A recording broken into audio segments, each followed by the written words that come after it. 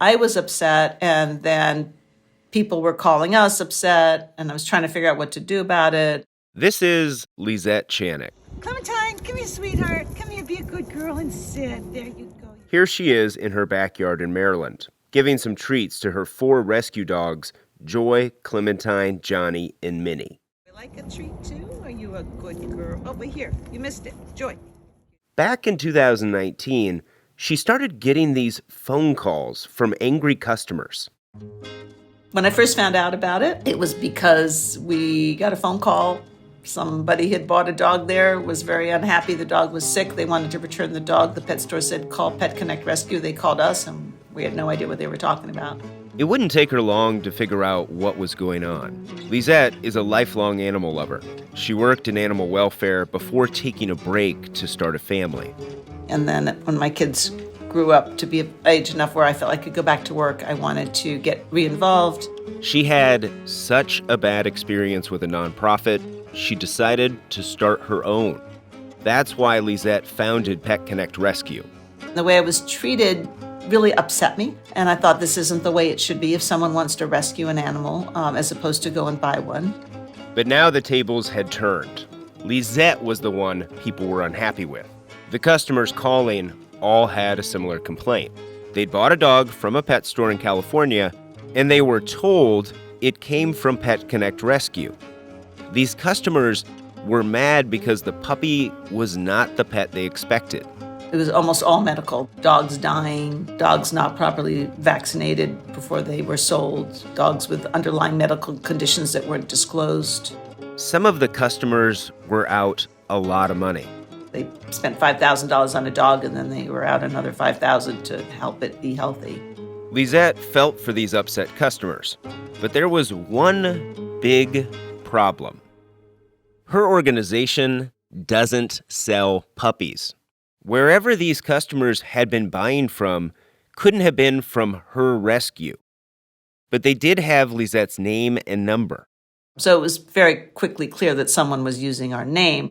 Lizette's rescue is focused on finding homes for dogs and cats who live in what's called a kill shelter. That's a shelter where dogs and cats are put down if they don't get adopted quickly. Lizette tries to find them homes before the clock runs out. And now, someone was using her shelter's good name to sell unhealthy puppies. We very quickly also realized that these were not rescue animals because they were priced so high. I mean, rescues don't sell dogs for multiple thousands of dollars. Lizette had to figure out what was going on. When she started getting these calls, her first impulse was to reach out to the pet store in California. Obviously, I picked up the phone and called early on, innocently saying, hey, what's going on? And, the little shop girl there, or shop guy was just like, oh, yeah, we thought they came from an organization called Pet Connect Rescue. The store employees were in the dark. Their bosses, though, seemed to know something. But when I tried to get a hold of the owners of the pet stores, and I did this several times, I got hung up on very quickly. And that's when it dawned on her. Her dog rescue was a victim of a kind of identity theft. Somewhere, nearly halfway across the country, was a different Pet Connect Rescue pretending to be Lizette's rescue. The whole thing is bogus. At this point, Lizette didn't know that this was all part of a larger scheme, an operation that's connected to Jack's puppies and the lawsuit filed to shut down their fake rescues. For her, in this moment, this was about her rescue's reputation and stopping whoever was using her shelter to sell puppies. They're being transported under fake circumstances in the nighttime. It's just the whole thing. It's a sleazy operation. From Neon Hub Media and Sony Music Entertainment, I'm Alex Schumann, and this is Smokescreen, Puppy Kingpin, an investigation into the mastermind trafficking puppies nationwide and the scheme to hide the truth.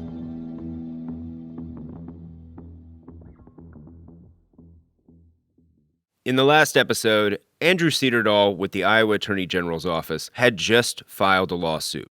He was suing Jolyn Noethe, her business partners, and the 2 rescues he suspected were fake. The documents Andrew found showed that Jolyn and her associates took the time to fill out the paperwork to make 2 nonprofits, but that their nonprofits weren't doing what they claimed to be doing in their official paperwork. The dog rescues connected to Jolyn didn't seem to be rescuing puppies. Instead, the paperwork showed they arranged the sale of dogs bred for the sole purpose of making money. That's what Andrew was alleging. After he sued, Jolyn didn't just give up and admit to wrongdoing. She fought back by using one of the oldest tricks in the book, stalling. When the facts and the law aren't on your side as a defense attorney, what is common is that, you have to pivot to technicalities, you have to delay, you have to all sorts of things. In other words, if the facts aren't on your side, get petty. Argue the details. Andrew had filed the case in one county. Jolyn's lawyers said it should be a different one. Then her defense attorneys went a step further. They argued Andrew shouldn't be allowed to file this lawsuit at all. After all, they said none of the people who'd bought dogs lived in Iowa, and that meant there were no Iowa victims. They argued the Iowa AG's office shouldn't even have jurisdiction. Even though they are organized under the laws of the state of Iowa, present in the state of Iowa, essentially the hub of this national scam, in our view, in Iowa, that there was no Iowa victims of the fraud, so therefore we didn't have jurisdiction over them. Andrew didn't think he needed an Iowa victim, but he did try to find the people who'd possibly been scammed. He started subpoenaing pet stores in Illinois. He wanted a list of all the customers who had bought dogs from Hobo Canine. There were hundreds of them. We subpoenaed Pet Love Store. They provided documents between them and consumers who purchased over 760 pets from their store in Chicago. Another one of the stores Andrew subpoenaed was Park Pet Shop. It's run by Jim Sparks Jr. I asked him about the scheme and how animal rights advocates used Jim and Jolyn's paper trail to expose the pet stores in Chicago still getting dogs from Jolyn.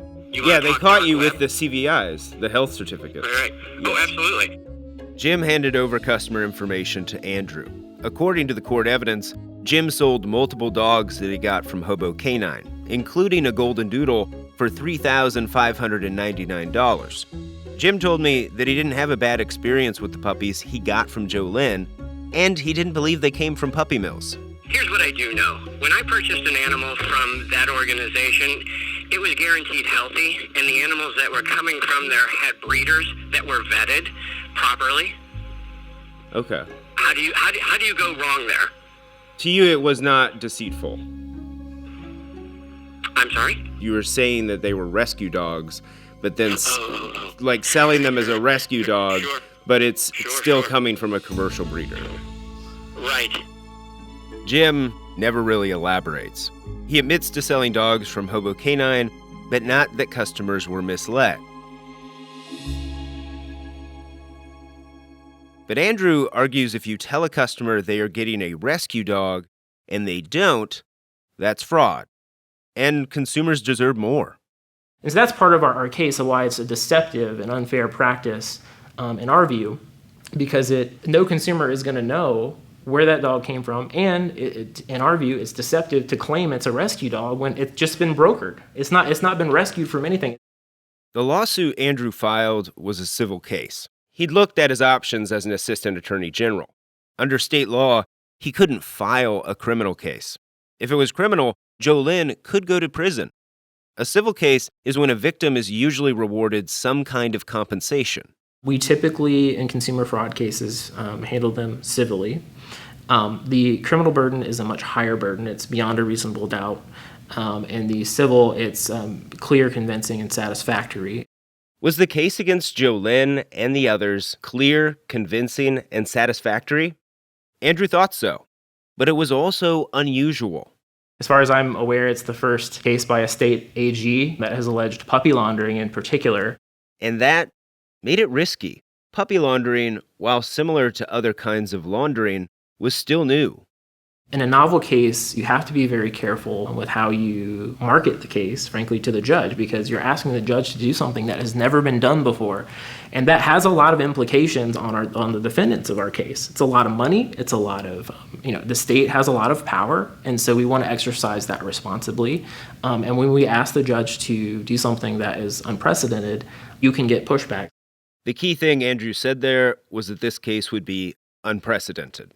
American law is built on the idea of precedent. A decision relies on a previous decision.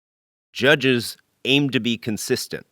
They give more scrutiny when something is novel, and there's just more risk. You just never know if the judge is going to go along with it or not. Andrew was asking the law to address a new kind of fraud. This case could have a lot of impact. Andrew was laying groundwork for any lawsuits about puppy laundering in the future. Someone had to be the first. I think it takes some guts to do. The mere fact he filed the case sent a message. The Iowa AG's office is letting all of us know that they see what's happening here as fraud. It's not just animal rights advocates. Consumers do have the right to know where their dogs come from. The evidence was showing the scheme went well beyond Hobo Canine and Rescue Pets Iowa. It looked like there were more fake rescues, and that they were helping move puppies from Jack's Puppies warehouse to pet stores all over the country.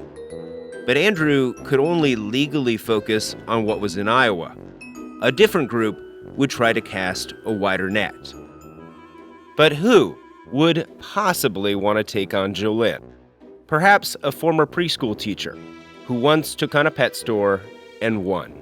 All you have to do is lay this paperwork out side by side. The puppies are being laundered through several different organizations to try and throw people off the trail.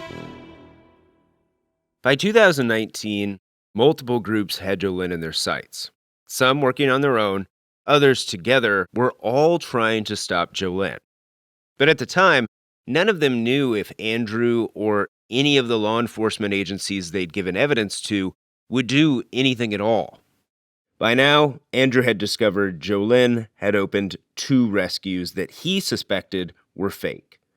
But he was about to discover that they weren't the only ones. Other people saw the advantage of pretending to be a virtuous rescue, but to actually sell commercially bred puppies. Federal paperwork showed one of the rescues Jolyn started had connections to other rescues that looked fake too.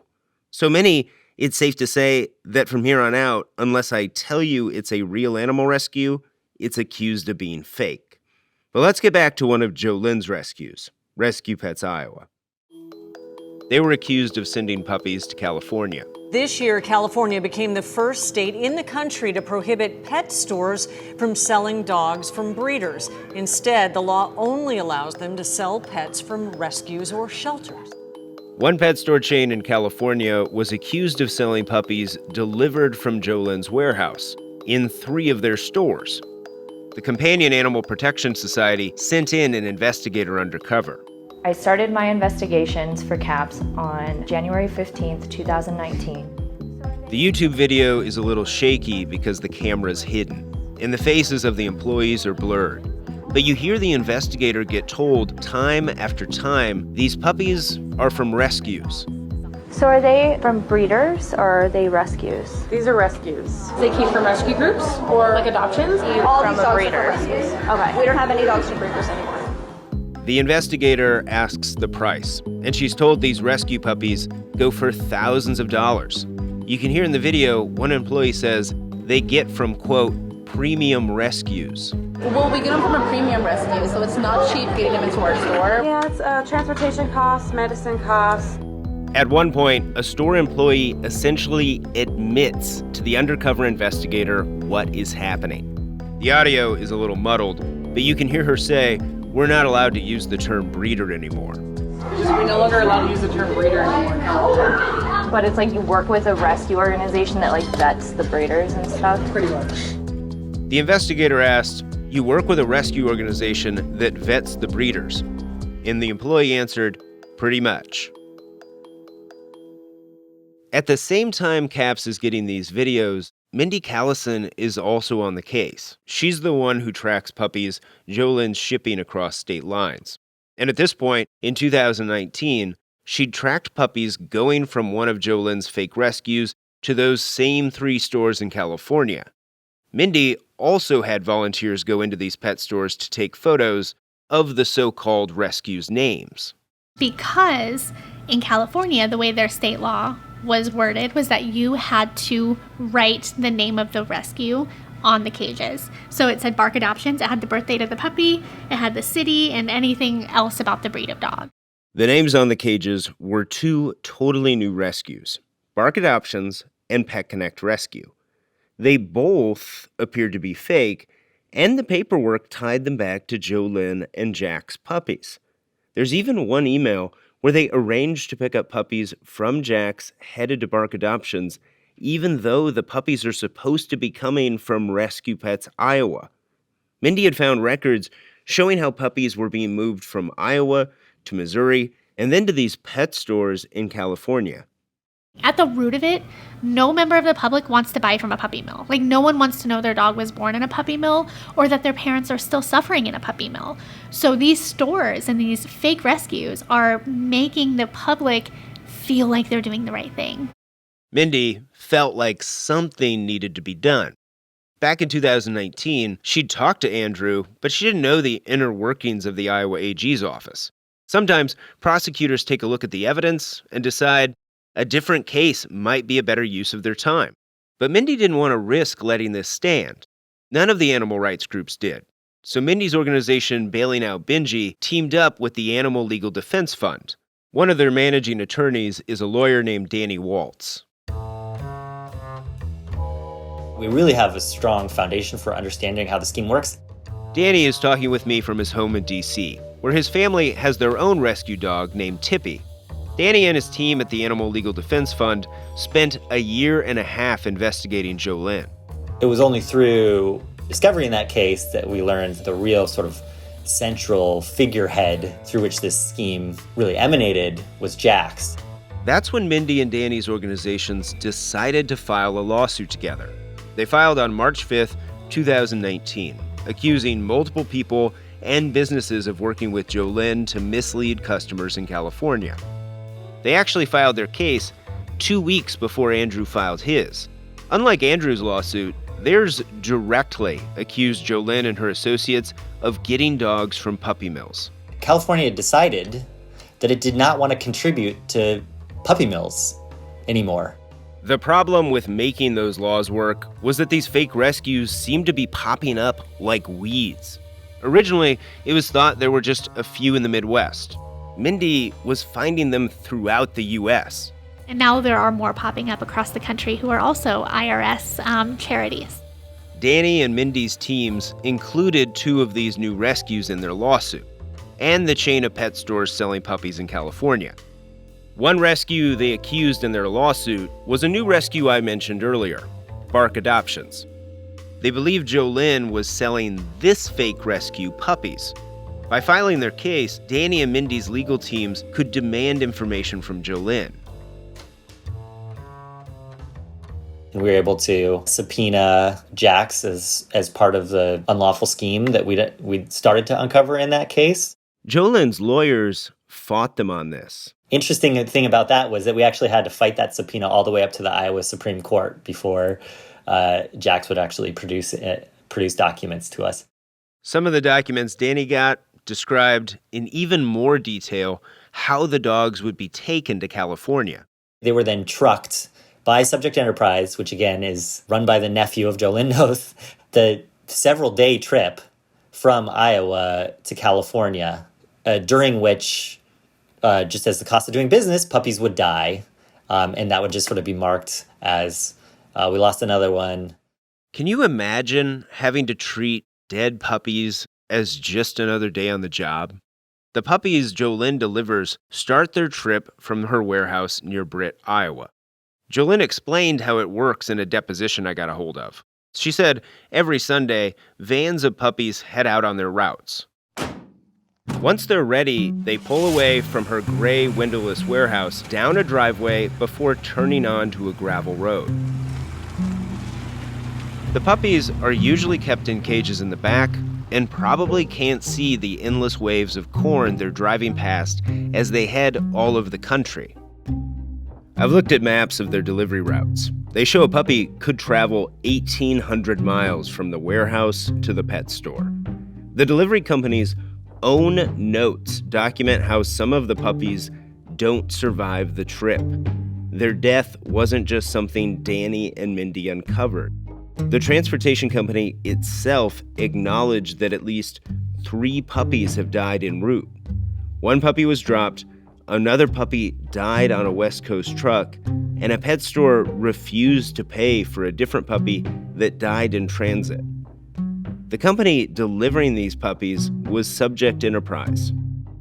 Subject Enterprise would pick up the dogs from the puppy mills, bring them to the Jack's site in Britt, Iowa. The evidence Danny collected suggested the puppies would leave that windowless warehouse, travel across the Great Plains, through the Rocky Mountains, and head toward California. But instead of going from the warehouse to a pet store, the puppies would make a pit stop at someone's house in Manistee, California. More specifically, their garage. This garage was the address for Bark Adoptions. Danny's lawsuit describes the garage having 20 cages piled up where dogs were kept, at least kept long enough to be cleaned up or given a break from the van. If they did, it was only for, a 30-minute period, 30 minutes to 2-hour period, potentially to just give dogs some water on their trip from the puppy mills to the pet stores. But for Jolyn, the puppies were doing something much more important than simply hydrating. It was during this stop the puppies got yet another health certificate, which meant when they arrived at the pet store, customers would think they came from a reputable animal rescue in California. There would be another sort of pro forma, superficial inspection. Once that was done, he said the puppies were quickly taken to a pet store. It was only later that Danny realized that the delivery company also did more than transport puppies. Documents he subpoenaed showed that the delivery company was also key to Jolyn getting paid. It had been a question his legal team struggled to answer. How could Jack's receive this money for all the work that they'd done and continue to have this puppy mill and puppy brokering operations continue, yet do so in a way that avoids the look of being a for-profit model so that they can continue to sort of look like a rescue? Danny said it actually took them a while to figure out. But we looked at the agreements between Bark Adoptions and the pet stores, and there was this strange term in the agreements between the two that said that the pet stores were responsible for the transportation costs. Danny thought that seemed odd.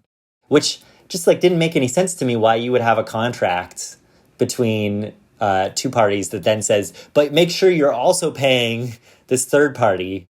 Danny and his team wanted a closer look at the transportation costs, but they had to subpoena Subject Enterprise. Remember, Jolyn's nephew runs that transportation company. Subject Enterprise appears to be intimately linked with Jack's. For example, the company got their used vehicles from Jack's weeks after they incorporated. But that wasn't what stuck out to Danny once he got the records. It actually showed transportation costs between invoices to Subject Enterprise, both before the ban went into effect on January 1st, 2019, and after. The numbers from before the ban showed the delivery company charged at most $60 per puppy to deliver. But then after the ban in California went into effect, the transportation costs sent to Subject Enterprise jumped up to $900 per dog. That's a huge jump in price, from at most $60 to now $900. That big increase in the delivery price for a dog seemed suspicious to Danny. On paper, Bark Adoptions had been selling the puppies to pet stores at the price you'd expect to get a rescue dog. He found that in one short time period, Bark Adoptions, the rescue in a garage, was paid about $10,000 for around 140 puppies. For those same puppies, the delivery company was paid more than $130,000 to transport them. Think about that. More than $130,000 for the transportation, only $10,000 for the puppies themselves. This was how Jack's puppies had still been getting paid. At least, that's what Danny suspected. I remember like the night that we figured this out, and we all work remotely, and we're like, it felt like sort of like beautiful mind, or I don't know what, like all the strings coming together. It was very exciting. And we looked into it. The cost of gas did not, jump up 20 times, between December 31st, 2018 and January 1st, 2019. When Danny and Mindy's teams filed the lawsuit, they caught the attention of a couple people who'd bought these dogs. He bought an Australian cattle dog from a pet store in California. They told him it was a rescue. That's Mindy again. But when our lawsuit was made public, he decided that he needed to contact us to learn more. The customer had thought his new dog came from Pet Connect Rescue, the real rescue you first heard about at the start of this episode. Lizette Chanock ran that rescue out of Maryland. But in reality, this customer's puppy had come from a Pet Connect rescue in Missouri.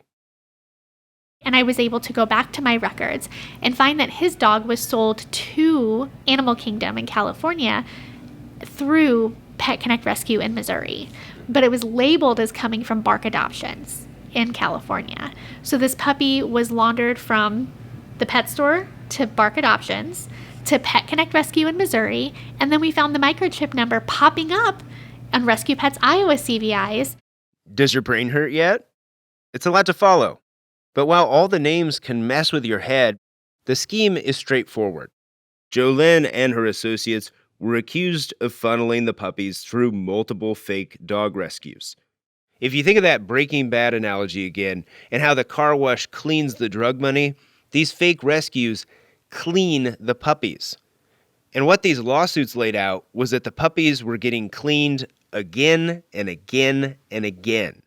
Court records show some puppies went through 3 different fake rescues before they arrived at a pet store. The puppies are being laundered through several different organizations to try and throw people off the trail. Their case, and what they gathered, would be included as evidence in Andrew's case at the Iowa AG's office. Jolyn was facing 2 lawsuits, one in Iowa and one in California, but more would be on the way. The fact that people are trying to make a profit off of these animals and hiding behind pretending to be rescues just made me very, very, very angry. The undercover videos and court evidence showed that staff in some pet stores were telling customers that they got the puppies from 2 different rescues, Bark Adoptions and Pet Connect Rescue. You mean the fake Pet Connect Rescue, the sham Pet Connect Rescue? I have lots of names for that other Pet Connect Rescue. Lizette had become angrier than the customers that had been calling her. She struggled with how to respond after realizing someone was using the name of her very real Pet Connect Rescue. So it took several months of just being upset, basically, and not knowing what to do. In the undercover video and in court evidence, the puppies for sale in California claimed to be coming from a Pet Connect Rescue in Joplin, Missouri. Lizette is in Maryland. She thought her options to fight back were limited, until she heard from an attorney. I just have never sued anybody in my life, but fortunately, one of a very wonderful, strong animal advocate in San Diego who saw what was going on, reached out to us and said, look, I'm going after these people, and you're one of the organizations that's being misrepresented. Would you like me to represent you? The attorney who reached out was Brian Pease. He thought Lizette had a case and that customers clearly were under the impression they got their dog from her Pet Connect Rescue. I talked to Brian about Lizette's situation. They're getting calls all the time from people saying, I bought this puppy from a pet store, and it's got all these health problems, what can you do? And we're saying, well, it's not us, it's this other fake Pet Connect Rescue in Missouri. So I've got this federal trademark case now going against all of these actors.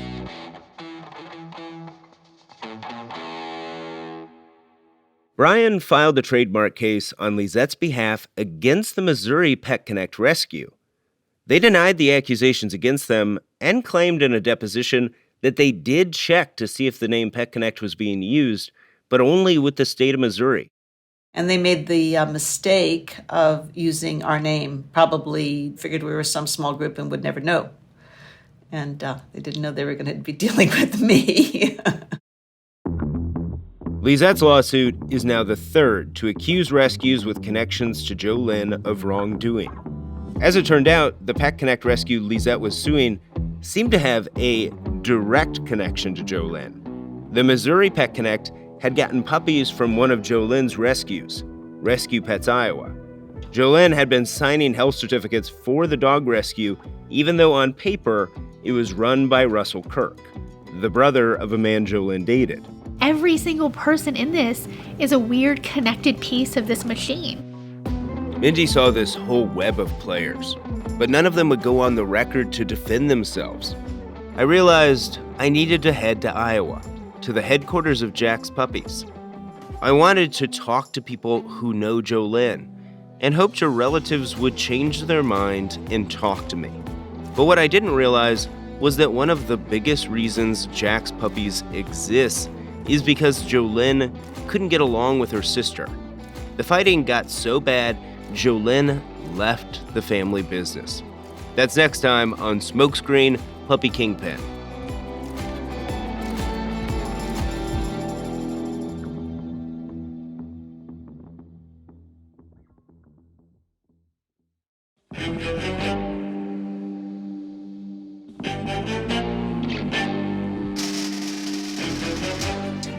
Smokescreen Puppy Kingpin is a production of Neon Hum Media. It is reported, hosted, and written by me, Alex Schumann. Lead producer is Natalie Wren. Our editor is Catherine St. Louis. Chloe Chobol is our associate producer. Managing producer is Samantha Allison. Executive producer at Neon Hum is Jonathan Hirsch. Fact-checking by Sarah Ivory. Asha Ivanovich composed the theme song and music heard throughout this series. Additional tracks by Epidemic Sound and Blue Dot Sessions. Sound design and mixing by Hansdale Shee. Special thanks to Odelia Rubin, Kate Mishkin, Crystal Genesis, Muna Danish, and Joanna Clay.